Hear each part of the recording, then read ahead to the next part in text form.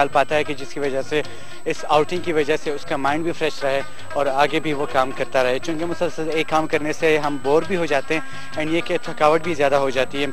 तो इस तरह के पिकनिक से या फ्रेंड्स के साथ बाहर जाने से रिफ्रेशमेंट हो जाने के बाद इंसान वैसे भी तरोताज़ा हो जाता है और एक एनर्जी दोबारा डेवलप हो जाती है। आज हम लोग बलूचिस्तान के एक बहुत ही खूबसूरत इलाके जो क्वेटा से कोई 40 किलोमीटर के फासले पर है, दश्त जिसका नाम है, वहाँ पर आए हैं। ये एक ऐसा इलाका है जो कि ज़्यादातर बलोचों की आबादी यहाँ पर होती है और बलोच लोग ज़्यादा यहाँ पर आबाद हैं। आज ये पूरे मेरे दोस्त हैं, जितने मेरे फ्रेंड्स हैं, इन्होंने भी पिकनिक का प्लान बनाया था, तो मैंने सोचा मैं आपको आज पिकनिक के हवाले से ही बताता चलूँ कि हम पिकनिक्स कैसे बनाते हैं और पिकनिक पे क्या क्या चीज़ें होती हैं, फ्रेंड्स में आपस में गपशप कैसे होती है। एंड ये के साथ साथ हम दश्त के बारे में भी आपको बताते रहते हैं, जो इतना खूबसूरत इलाका है, सरसब्ज इलाका है एंड यहाँ पे आबाद इलाका है और बाग वगैरह भी यहाँ पर हैं। इसके अलावा शिकार के लिए भी लोग यहाँ पे आते हैं। तो थ्रू आउट ये सारी चीज़ें पिकनिक में खाना पीना जो भी इंजॉयमेंट होंगी उन सब के बारे में एक के बाद दिखरे आपको मैं आगाह भी करता चलूँगा, बताता भी चलूँगा। लेकिन इस वक्त हम सलाहुद्दीन कुर्द जो कि हमारे बड़े अच्छे दोस्त हैं, उनके इन्विटेशन पे यहाँ पे आए हैं, तो उन्होंने रिसीव भी किया। अब उनके इस फार्म हाउस पे भी हम चलते हैं और आगे भी आपको बताएंगे।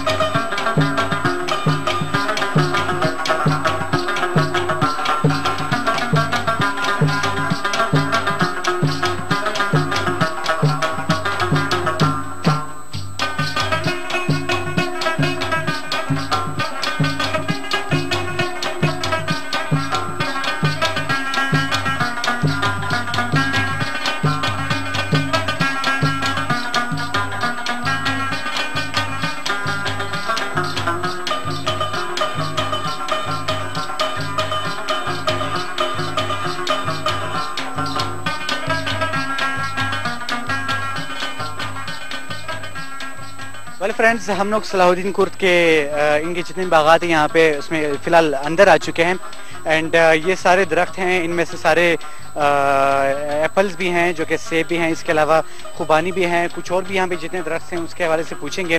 करीम शाह इनके केयर टेकर हैं जो इनको संभाल रहे हैं, यहाँ पे होते हैं। तो करीम शाह, सबसे पहले अस्सलाम वालेकुम। वालेकुम सलाम जी।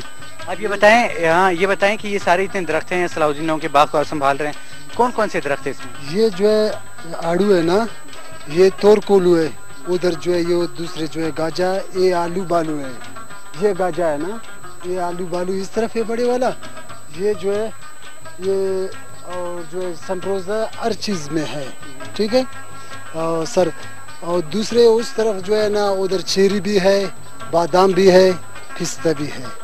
बादाम और पिस्ता के दरख्त तो शायद नहीं होते ना, शजर तो भी दरख्त है, वो दरख्त जो है थोड़ा उस तरफ है ना। अभी जो है इधर में ये आड़ू के साथ खड़ा हूँ ना, ये आलू बालू के साथ, ये गाजा है और तोरकोलू, ये चार दरख्त जो है इधर ही है। और ये पट्टी पर उस दूसरे पट्टी में और बादाम भी है और चेरी भी है। अच्छा, ये कितने अरसे में पकते हैं? स्पेशली ये सारे दरख्त, इसका ये गर्मियों का जो सीजन होता है यही एक सीजन है या सर्दियों के मौसम में कुछ और फल होते हैं? नहीं सर, ये जो है एक सीजन है, इसका जो है सीजन अभी आ रहा है ना, रोजे के महीने पर ये तैयार हो रहा है सेब।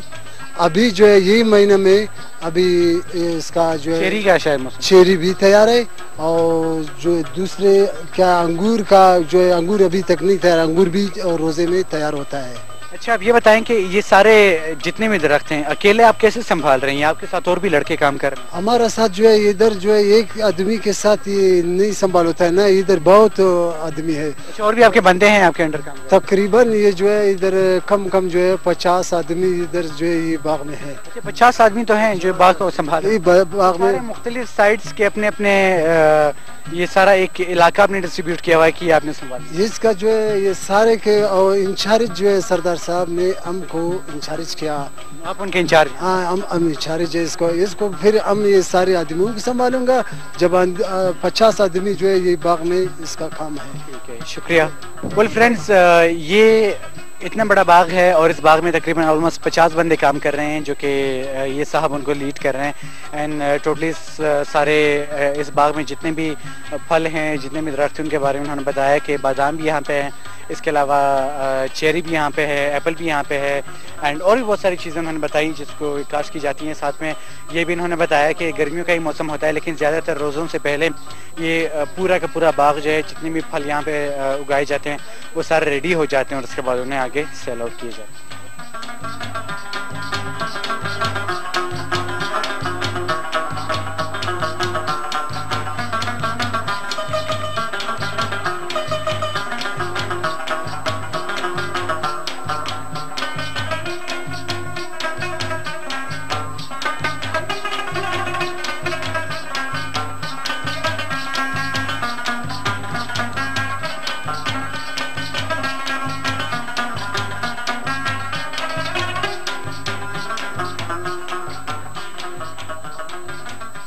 अच्छा सलाउद्दीन, ये बताएं कि ये जो जगह है, मतलब इतनी आबाद नहीं हुई, सारे दरख्त यहाँ पर ऑलरेडी मौजूद हैं, लेकिन इतने फासले पर एक ही दरख्त क्यों लगाया गया? इसका क्या लॉजिक है?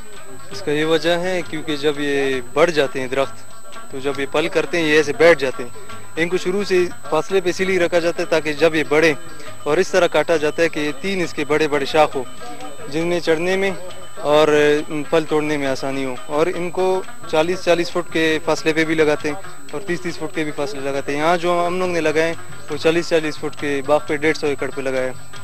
और यहाँ जो हम लोग अभी खड़े हैं, इस दरख्त के बीच में और इस दरख्त के बीच में 15 फुट का फासला है। ये पक्का और कच्चे का इसमें हिसाब होता है, क्योंकि ये और कच्चा से क्या मतलब? जो है वो बड़ा होता है, कच्चा जो है वो जो बाद में हम लोग लगाते हैं उसमें 15 फुट का फासला होता है। ये दरख्त और वो दरख्त, इसमें 30 फुट का फासला है। तो इसकी बेस यही वजह है कि जब पल तैयार होता है उसे काटने में ज़्यादा आसानी और क्रेटों में भरने में ज़्यादा आसानी और टाइम। क्रेटों में भी इसी जगह पे भरे जाते हैं या पहले लेकर तरह काटा जाता है? शुरू से ही इसको ऐसे कप की तरह काटा जाता है कि पल भी हो और बड़े भी सही। ठीक है। अच्छा सलाउद्दीन, ये बताएं कि स्पेशली ये जो इतना फासला आप देते हैं, कौन से ऐसे फल हैं या फलों के दरख्त हैं जिनके बीच में आप 40 फुट का फासला देते हैं? क्योंकि सारे दरख्तों में तो इतना फासला ज़रूरी नहीं होता।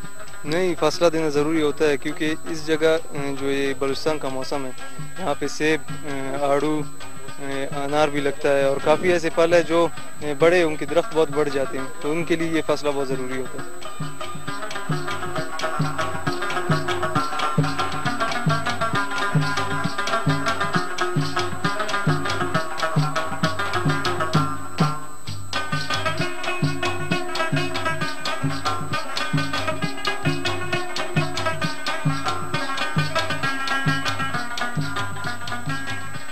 ओके फ्रेंड्स, हम इस वक्त इस बाग में घूम फिर भी रहे हैं, एंजॉय भी कर रहे हैं पैदल चलते हुए। वैसे भी बहुत ज़्यादा इन्फॉर्मेशन भी हासिल कर रहे हैं इनसे, इस टोटली बाग के बारे में, जितने दरख्त हैं, जितने फल हैं यहाँ पे और कितनी मेहनत इस पर की जाती है, सबके बारे में। लेकिन इस वक्त मेरे बाकी जितने फ्रेंड्स हैं वो भी साथ ही जा रहे हैं। असद, आप ये बताएँ कि आप भी तब से इस बाग में घूम फिर रहे हैं एंड आपने शायद कुछ फल खाए भी हैं, तो मज़ा आ रहा है? जी हाँ ज़ुएब, इंजॉय कर रहे हैं कि हॉस्पिटलिटी सलाउद्दीन ने हमें यहाँ बुला के हमारी बहुत खातिर तवज्जो की, उसके लिए हम शुक्रगुजार हैं। हाँ, मैंने फल काटे हैं, अगर आप ट्राई करना चाहें, जो कि जर्दालू क्यों नहीं है? क्या जर्दालू है? शायद जर्दालू है। ठीक है। और फ्रेंड्स, मैं फल साथ में खा भी रहा हूँ। एंड इरफान, आप ये बताएं कि आपने कुछ फल यहाँ खाए होंगे, लेकिन आपकी एक आदत बड़ी गंदी है, सारे फ्रेंड्स साथ जा रहे होते हैं, आप हमेशा आगे आगे निकलने की कोशिश कर रहे हैं कि कहीं वो फल का जो सबसे ज्यादा मीठा उसमें है वो ये लोग ना खा लें, मुझे पहले मिल जाए। आखिर ऐसा क्यों है, क्या वजह? असल में मैं अकेला इसलिए घूम रहा हूँ क्योंकि अकेलापन अक्सर मज़ा आता है उसमें, अकेलेपन में। तो ये इसलिए मैं बाग में आया हूँ। मैंने कहा थोड़ा सा अलग से रह के मैं अलग बाग को एंजॉय करूँ, तो इसलिए मैं सबसे पहले आगे आगे जा रहा हूँ, क्योंकि मेरे बाकी जो दोस्त हैं ये सारे ये भी कोशिश में लगे कि नया पल आ जाए तो उसको सबसे पहले मैं ट्राई करूँ, तो इसलिए मैं सबसे आगे आगे जा रहा हूँ। सलाहुद्दीन, आपसे मैं बाद में बात करूंगा, लेकिन मुझे सबसे पहले ये बताएं कि ऑलमोस्ट हम लोग इसके तकरीबन हाफ तक पहुंच चुके हैं। ये और भी कितना रहता है? आप अभी तक हाफ पे भी नहीं पहुंचे, ये माशाल्लाह रोड तक जाते हैं।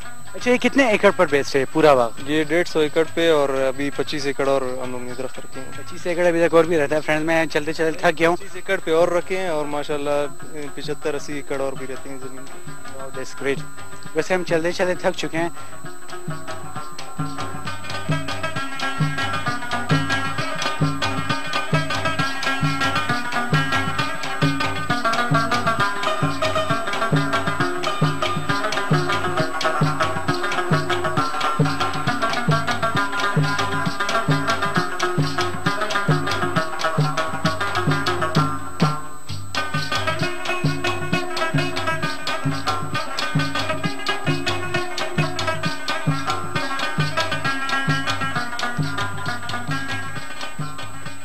वेल फ्रेंड्स, बड़ा टेस्टी खाना सलाहुद्दीन ने बनवाया है और बहुत मज़ा भी आ रहा है खाते हुए। बहुत टेस्टी खाना है। हम खाते खाते थक गए हैं, लेकिन अभी तक पेट भरा नहीं है ना सरदार? बिल्कुल बिल्कुल सही बोला आप तो माशाल्लाह से वैसे भी रिस्क नहीं छोड़ते। बता फ्रेंड्स, हम लोग मुख्तियार से बात करते हैं। मुख्तियार तो साथ ही बैठा हुआ है। मुख्तियार, आप भी खाना खा रहे हो, और सलाहुद्दीन की मैं वैसे भी तारीफ करता हूँ। खाने के मामले में बड़े दिल वाला बंदा है, बड़ी छाती वाला बंदा है, बड़ा सीना है उनका कि वो जहाँ पर भी हमने खाना खाया तो वो हमेशा से खुद भी पकाता है, खुद भी खाता है। हकीकत है। अच्छा मुख्तियार, आप बताओ टेस्टी खाना था कि नहीं? बहुत लजीज खाना था, इनके मजदूरों ने बनाया है। ये बहुत ही स्वादिष्ट है। इसमें जो है बहुत ही यहाँ के जो रस्म रिवाज के इसके बहुत टेस्ट है इसमें, और मैं क्या बताऊँ, जितना भी कहो इसके बारे में बहुत कम लगेगा आपको। चलें, सही है। मुख्तियार, सलाहुद्दीन आप भी बताएं, आपने माशाल्लाह खाना बड़ा टेस्टी बनवाया। मैं बार बार तारीफ इसलिए कर रहा हूँ क्योंकि खाना मैंने खाया और वाकई में मैं तारीफ कर रहा हूँ। सही, तो आप खुद ये बताएं कि आप जब लगे हुए थे उनके साथ ही, आप हेल्प आउट कर रहे थे, तो ये क्या क्या चीज़ें आपने चूज़ की हैं? और साथ में आपको टेस्ट का भी पता था कि हमारे ग्रुप में कुछ लोग ऐसे हैं जो गोश्त नहीं खाते, कुछ लोग ऐसे हैं जो सब्ज़ी नहीं खाते, तो आपने सबको खुश कर दिया सब्ज़ी भी और गोश्त दोनों पकाते हुए। कढ़ाई जो है इसका बेसिकली ये होता है कि जितना आप ज़्यादा पकाओगे, अच्छी तरीके से इसमें मसाले डालोगे, तो इतना ही अच्छा होगा।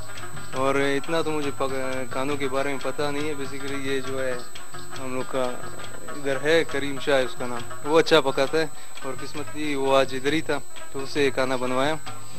और ये एक पिकनिक था जिसमें इतने खाने हम लोग ने नहीं बनाए थे। अगर दावत होता तो शायद आप और भी खाने, और हम लोग का एक दूसरा बंदा है वो बहुत ज़बरदस्त खाना पकाता है, तो आज वो घर में ही रह गया, उसे काम था, बस एक पिकनिक टाइप था, इसीलिए hope so you guys like it.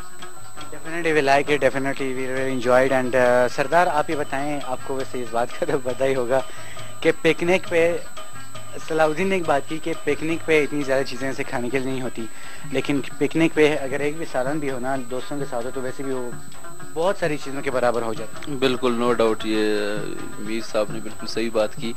और दूसरा ये कि अभी बस पिकनिक में है तो वैसे भी पिकनिक में दोस्त सारे जो है ना एंजॉय कर रहे होते हैं, सारे चाहते हैं कि बस कोई भी डिश जो है ना मिलके बनाएं ताकि एक दो यादगार भी हो जाए, और मिल के खाने में, इसको बैठ के खाने में मज़ा और दोबाला हो जाता है। तो हम बिल्कुल खाना बहुत माशाल्लाह मज़ेदार था, और खाया है अभी तक, बाकी मैं बिल्कुल खा रहा हूँ अभी, तो अभी भी माशाल्लाह बहुत मज़े होगा भी आगे कोई 2-3 घंटों के। बिल्कुल बिल्कुल सही बोल रहे हैं आप। सरदार हमारे ग्रुप में वो मेंबर हैं फ्रेंड्स जिन पे हम हर तरह का मजाक भी करते हैं, एंड सरदार ये बंदा भी है कि जिनके साथ जिस तरह की गपशप की जाए कभी भी माइंड नहीं करते। इसीलिए हमारे ग्रुप में सरदार वाहिद बंदा है जो पूरा ग्रुप उनके साथ बहुत हद तक मजाक करता रहता है। इसीलिए सरदार आप खाते रहें, मैं बिल्कुल भी आपको तंग नहीं कर रहा। आगे 2-3 घंटे रहते हैं खाने के लिए, आप लगे रहें। एंड फ्रेंड मैं उस साइड पे ज़रा जा रहा हूँ शाहजी की तरफ। शाहजी आप ये बताएं, चूँकि खाना है और रिस्क है, रिस्क पे वैसे भी शुक्र अदा करना चाहिए, लेकिन चूँकि सलाहुद्दीन के हाथों का बना हुआ ये खाना है या उन्होंने स्पेशली दावत के लिए इनवाइट किया हुआ है, तो आप मुझे काइंडली ये बताएं कि इस टोटली खाने के बारे में, टेस्ट के बारे में कितना लजीज था, आप क्या कहना चाहें? खाना बेसिकली पिकनिक पे जब भी बंदा जाता है तो ऑलमोस्ट यहाँ बलूचिस्तान के कल्चर के हिसाब से देखा जाए तो कढ़ाई ज़्यादा उसको प्रेफर करते हैं। और यहाँ फिर हम आके इसके बंदे ने अपना खुद बनाया, लेकिन वो ये नहीं रहा, उसका वो मज़ा नहीं रहा जो हम लोगों को खुद बनाना चाहिए था। तो पिकनिक का मकसद यही है कि खुद जाके खुद बनाएं। तो ये हम लोगों के लिए एक किस्म की रिलैक्सेशन हुई, लेकिन ओवरऑल बहुत ज़बरदस्त टेस्टी खाना था।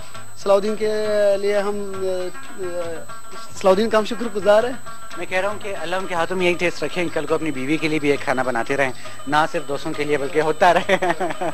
अच्छा फ्रेंड्स, वैसे खाने के बाद अब हम आगे भी चलते हैं। खाना ख़त्म होने के बाद मज़ीद आपसे दश्त के बारे में या इस पिकनिक के बारे में और भी जितनी चीज़ें आपको दिखाएंगे उस पर बात करेंगे, लेकिन फ़िलहाल हम खाना खाते हैं, आप इंजॉय करें।